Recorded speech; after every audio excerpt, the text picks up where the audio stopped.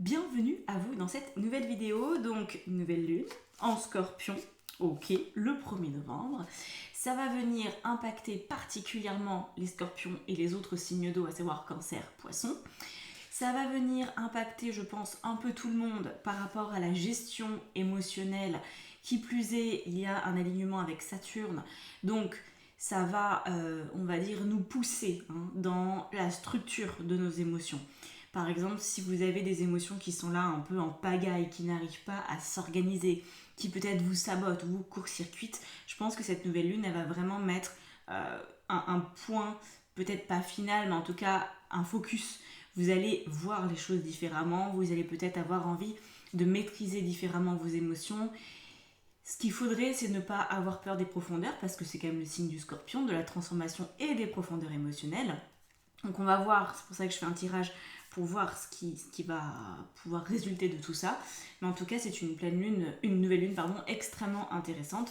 De toute façon, tout ce qui est en scorpion est intéressant sur le principe de la transformation et de la guérison émotionnelle. Et Saturne en complément, ça augmente les choses et ça nous fait sortir aussi de cette idée parfois qu'une émotion c'est qu'une émotion, donc c'est, vous voyez, quelque chose d'un petit peu éthéré. Là, ça va nous obliger à regarder quel impact ça a concrètement. Par exemple, si vous êtes triste ou au contraire très, très joyeux, quel impact ça a cette émotion dans votre quotidien.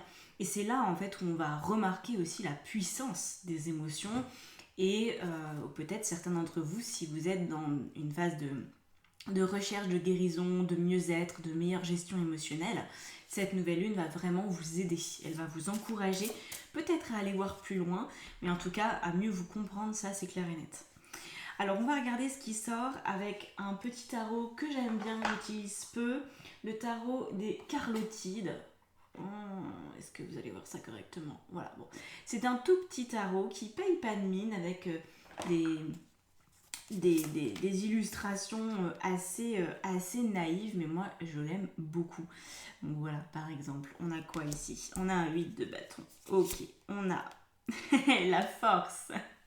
J'aime beaucoup. Vous avez vu, c'est plein d'humour. C'est vraiment... Ah, voilà, c'est bon. J'ai trouvé le bon angle pour vous la montrer. La force qui fait vraiment un travail d'équilibriste. Et on a le 4 d'épée. Avec le tarot, on va s'arrêter là. Là, c'est la princesse au petit point. Vous avez vu, c'est cette... Alors, je sais que les dessins ne se voient pas très bien à la caméra. Moi non plus, je ne les vois pas très bien. C'est pour ça que j'utilise peu avec vous. J'utilise plus en guidance quand vous ne voyez pas les cartes. Parce que les dessins sont trop fins. Les illustrations sont très détaillées. Et du coup, les cartes petites en plus. Donc, on n'y voit pas grand-chose. Mais je l'aime bien quand même. Donc, je lui fais un peu de place de temps en temps à ce tarot. Alors, donc là, oui, je vous disais, c'était la princesse au petit pois qui est représentée par Alice au pays des merveilles avec le petit lapin ici qui dit on est en retard. Bon, on est en retard, mais il faut se reposer. Donc déjà, qu'est-ce que ça veut dire ici? 8 de bâton, il y a une pression émotionnelle, je pense. Avec la force, en fait, il y a une pression, dans le sens une obligation là que vous pourriez ressentir à garder de l'équilibre entre justement un 8 de bâton qui est très pressant, qui est très dans l'action, et le 4 d'épée qui au contraire lui est dans l'apaisement, la recherche de repos, de tranquillité mentale. Donc la force est au milieu de tout ça. Pour moi, cette nouvelle lune, c'est vraiment cette capacité à ressentir qu'il y a beaucoup de choses à faire, mais que c'est pas inquiétant pour autant. Que vous pouvez en fait gérer la situation. Il y a des choses qui vous échappent, il y a énormément de choses à mettre en œuvre, vous pourriez avoir de vraies urgences, vous pourriez avoir beaucoup de travail peut-être, ça peut se vérifier peut-être dans votre domaine professionnel, ou tout simplement vous avez beaucoup de charges en ce moment, pas mentale, enfin ça peut devenir une charge mentale, mais le but c'est que ce soit pas ça, mais ça peut être une charge en termes de choses à faire, d'efforts à fournir. Et de l'autre côté, du coup, on a ce 4 d'épée qui dit ok, mais je vais rester stable, je vais pas avoir peur, je vais pas être dans des projections de comment je me débrouille, comment je vais faire, comment je vais y arriver. Non, la question de comment et de pourquoi, faut éviter de se poser ce genre de questions. Qu'est-ce que je peux y faire? Oui, mais quand on utilise, c'est subtil, mais quand on utilise dans son questionnement interne les mots comment et pourquoi, on sollicite le mental. Quand on commence à se dire qu'est-ce que je peux faire, ou qu'est-ce que je peux améliorer dans cette situation, qu'est-ce que je peux en comprendre. En fait, ça vient solliciter beaucoup plus notre intuition. C'est quelque chose qu'on utilise de manière assez classique en hypnose d'ailleurs, hein, pour poser des questions à l'inconscient. C'est jamais comment, jamais pourquoi. On bannit ce genre de vocabulaire. Donc là, c'est justement cette solidité, cette stabilité avec la force qui est au centre. La force, c'est vous, hein. C'est vraiment votre capacité à remarquer qu'il y a une urgence, mais que ça sert à rien de s'en faire. Parce que sinon, ça va amplifier les choses d'une façon peut-être un peu négative. Ça va faire ressurgir un émotionnel qui peut déborder, qui peut vous ensevelir. Et c'est vraiment pas la façon de gérer les choses avec cette nouvelle lune. Là, il y a beaucoup, beaucoup d'apaisement à trouver. Beaucoup d'endurance aussi. Moi, je ressens de l'endurance. La capacité à savoir se poser quand c'est le moment et à savoir agir quand c'est le moment. Il y a plein de personnes qui ont du mal avec ça. Par exemple, quand il y a une urgence à gérer, c'est pile le moment où elles vont procrastiner parce que leur auto-sabotage, il est là. Ou alors, quand il y a une possibilité de faire une pause parce que peut-être que, admettons, oui, il y a une urgence, mais il vous manque une info et en attendant d'avoir cette info, vous ne pouvez rien faire, ben, autant vous reposer, hein, autant récupérer de l'énergie. Mais il y a plein de personnes qui n'arrivent pas à s'accorder ce repos. Alors, c'est pas qu'il est mérité ou pas mérité, c'est juste qu'il est nécessaire. Et souvent, leur esprit va rester dans « Ah oui, mais alors, faut que ça aille vite, faut que ça aille vite, faut que ça aille vite ». Et donc, n'arrive pas à se détendre, à se poser. Parce que tant qu'il y a une attente d'informations supplémentaires pour avancer, c'est comme si beaucoup n'arrivent pas, voilà, à juste se dire « Ok, je vais attendre, je vais profiter de ce petit temps de répit pour vraiment me reposer, pour vraiment me ressourcer ». Voilà, je remarque beaucoup d'entre vous, quand vous me contactez, c'est surtout en coaching qu'on voit ça, vous avez du mal à vous autoriser et à prendre du temps pour vous quand il y a des périodes d'urgence. Et en fait, c'est nécessaire. Voilà, on peut pas forcément tout gérer jusqu'au bout. Il y a des temps d'attente et ces temps d'attente, il faut les mettre à profit pour récupérer de l'énergie. Et pas être en continu à réfléchir à ce qu'on pourrait faire ou comment on pourrait le faire. Il y a des choses, c'est pas, on n'est pas des machines en fait, hein. Vraiment pouvoir alterner entre l'action et le répit. Alors, qu'est-ce qu'on a par-dessus tout ça? On a avec la triade, donc on a ça, delta, ça c'est très bien. Ça c'est très très bien. Delta et la richesse, très bien. Donc là, on voit que le but de cette nouvelle lune, c'est de vous permettre de vous rendre compte que vous êtes protégé dans toute cette évolution qui peut-être vous semble encore un petit peu hasardeuse. Peut-être que vous vous demandez franchement comment vous allez faire pour tout gérer dans les temps et faire ça correctement. Et le but, c'est finalement peut-être que vous vous raccrochiez à la vie ou à un sentiment de confiance vis-à-vis voilà, de l'existence, de l'univers, du divin, appelez ça comme vous voulez. Mais Delta, c'est vraiment la carte de la protection. Sauf que pour se sentir protégé par la vie ou par Dieu ou par comme vous voulez l'appeler, il faut pouvoir avoir confiance dans cette énergie-là et se déposer dedans. Et la carte de la richesse nous montre aussi que ça va vous permettre de comprendre un peu mieux ce dont vous êtes capable.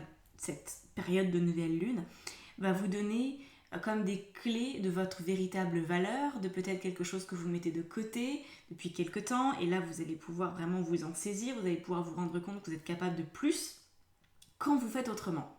Vous voyez ? Peut-être que vous allez vous rendre compte qu'en prenant par exemple un temps de repos, 1 heure de repos, vraiment vous allez faire la sieste parce que vous êtes épuisé, admettons, vous allez vous rendre compte que c'est ultra bénéfique. Alors qu'avant, vous n'y arrivez peut-être pas parce que vous n'arriviez pas à décrocher au niveau mental.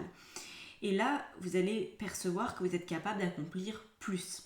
Et je pense que au-delà de tout ça, ce qui vous préoccupe en ce moment a pour vocation à se déployer, à s'améliorer. Et c'est aussi pour ça que la vie vient en soutien. C'est une énergie très soutenante, le delta. C'est aussi que vous êtes observé. Vous êtes observateur de votre vie, mais vous êtes aussi observé par la vie. Vous savez, c'est cette idée de co-création, de champ unifié quantique. Je ne sais pas si ça vous parle, ces notions-là, mais dès l'instant qu'on s'observe et qu'on observe sa vie, on peut comme déceler le plan qui se cache derrière. C'est une façon de regarder les choses avec énormément de neutralité, d'équanimité. Je crois que ça se dit comme ça en français, j'ai le mot en anglais, mais je crois que... Oui, équanime. Quand on est équanime, vous savez, cette façon d'être neutre émotionnellement, d'accepter que tout soit présent, d'accepter le bon, l'agréable, le désagréable, et de regarder ça avec beaucoup de recul, pas pour s'en détacher, pas pour s'en sentir étranger, mais pour voir le plan divin en fait. C'est assez particulier ce que j'en ressens dans ce tirage. Le but c'est que vous réussissiez, et en co-créant avec la vie, en voyant là où la vie veut vous emmener, je pense que vous allez saisir des choses, vous allez peut-être justement pouvoir mieux faire confiance.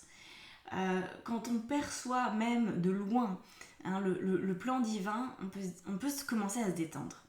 On peut commencer à se dire, ok, là je suis peut-être dans une période de rush, parce qu'avec le 8 de bâton, il peut y avoir beaucoup de trucs quand même, mais je perçois la globalité, et du coup, j'arrive à rester équanime, j'arrive à rester maître de moi-même, et j'arrive à continuer à co-créer avec la vie, avec de plus en plus de confiance, parce que je perçois le plan global.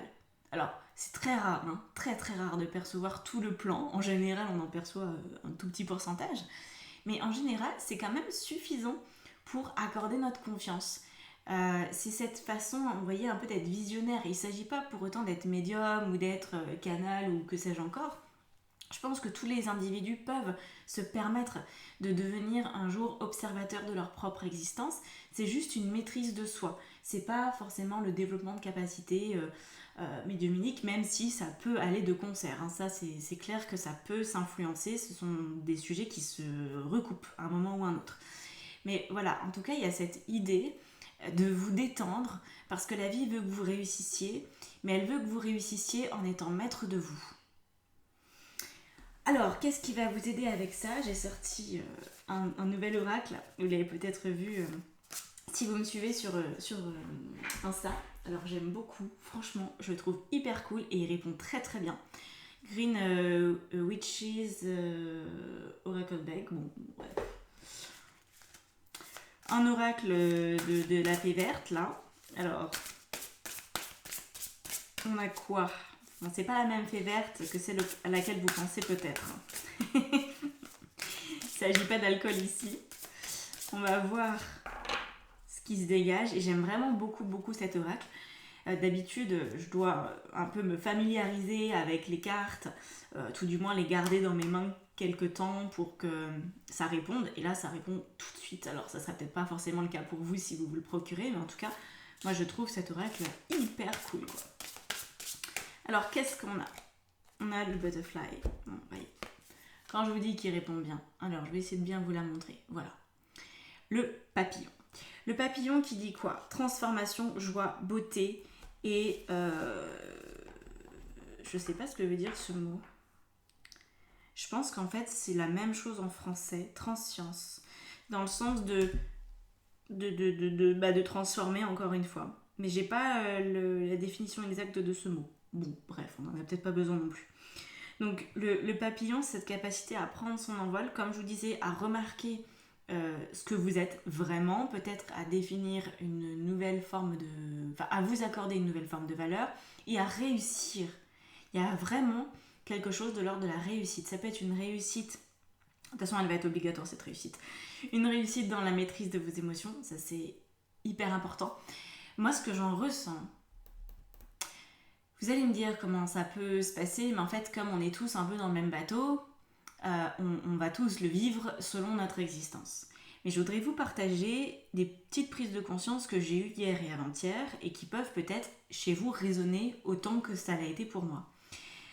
Il y a des petites choses que vous faites peut-être, qu'on fait peut-être, je m'inclus dans le lot, qui génèrent du stress alors qu'il n'y a vraiment pas besoin de faire ça. Par exemple, de s'inquiéter pour quelqu'un de votre famille, de s'inquiéter pour une relation, ou, et ça c'est quelque chose qui pour le coup me concerne vachement, parce que je suis très présente sur les réseaux, que je le veuille ou non, ça fait partie de mon métier.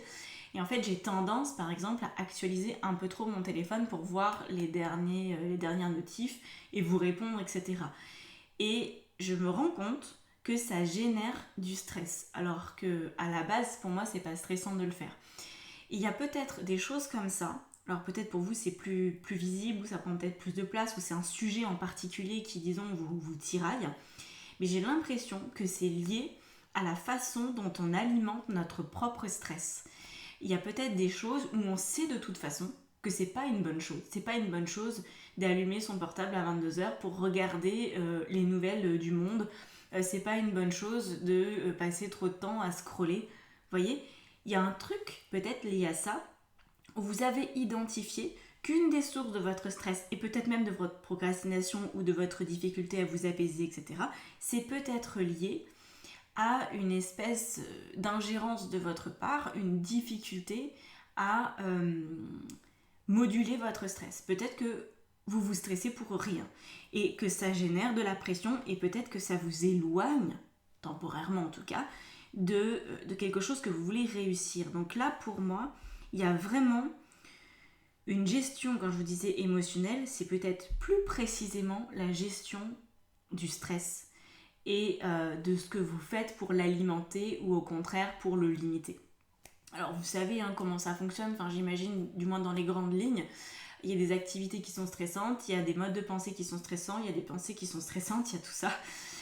Et au contraire, il y a des choses qui sont très ressourçantes. Tout ce qui va revenir au centrage, à la méditation, à la nature, à la capacité à rester dans l'instant présent, à observer ce qui est autour de nous, à rester équanime. C'est un truc, moi ça a changé ma vie, il y a plusieurs années de ça, quand j'ai appris ce que ça voulait dire être équanime et que j'ai pratiqué avec la méditation, toute ma vie a changé. Donc j'espère que c'est aussi quelque chose que vous aurez l'occasion de traverser et d'expérimenter, parce qu'en fait, le stress, c'est pas qu'il disparaît, c'est juste qu'il est complètement différent en fait. Voilà, on n'est plus victime de la situation, on est là et on vit avec, et ça n'est plus un problème en soi. Je sais pas si c'est très clairement expliqué ce que je vous raconte, mais bref. Cette neutralité émotionnelle est super importante. Et justement, comme je vous disais, ça vous permet de voir plus largement votre existence, et du coup, non pas de moins vous en faire, parce que c'est normal parfois de s'inquiéter quand ça va pas, parce que là, apparemment, il y a des choses peut-être à régler, mais néanmoins, ça vous donne beaucoup plus de lucidité sur les choses et beaucoup plus de clarté intuitive également. Donc vous savez beaucoup mieux comment gérer, comment avancer, etc. Ça n'enlève pas les problèmes de la vie. Il y a toujours des problématiques dans la vie, c'est comme ça. C'est pas une mauvaise chose, c'est pas non plus une bonne chose, c'est juste comme ça. Voilà, on est tous logés à la même enseigne. Voilà. Même quelqu'un qui pourrait vous dire « Oh là là, j'ai une vie exceptionnelle » ou qui vous montre sur les réseaux une vie parfaite, je vous garantis que ça peut pas être le cas. En tant qu'être humain, on a toujours 50-50.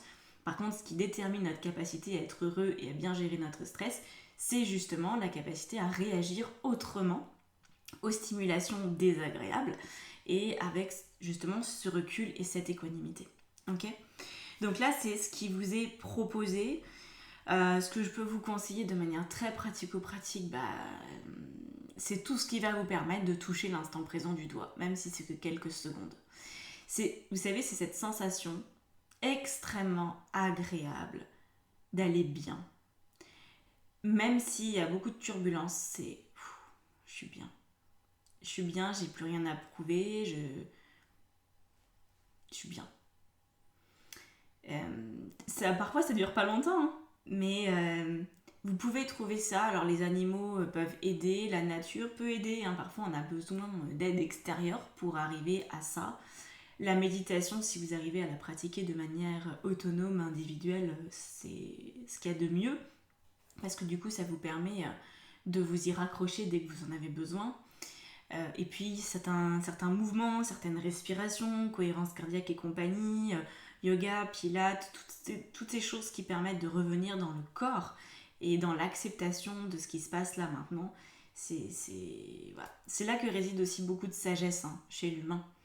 Donc je vous invite à explorer ça pour cette nouvelle lune, à peut-être faire un rituel où vous allez vous poser, vous allez vous tranquilliser, vous allez isoler les actions, les activités qui génèrent du stress, et vous allez peut-être décider de faire autrement, de moins scroller, ou de le faire avec un autre état de conscience.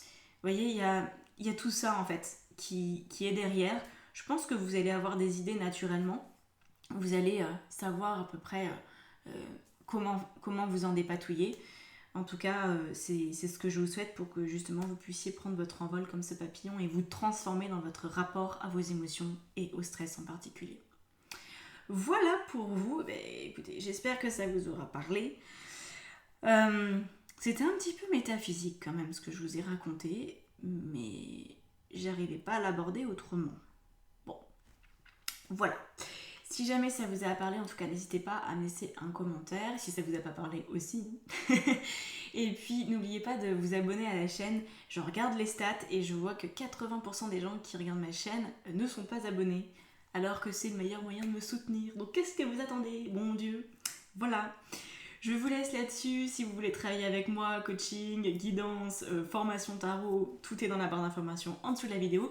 Je vous laisse là-dessus. Prenez grand soin de vous et passez une excellente nouvelle lune en Scorpion. À bientôt. Ciao, ciao.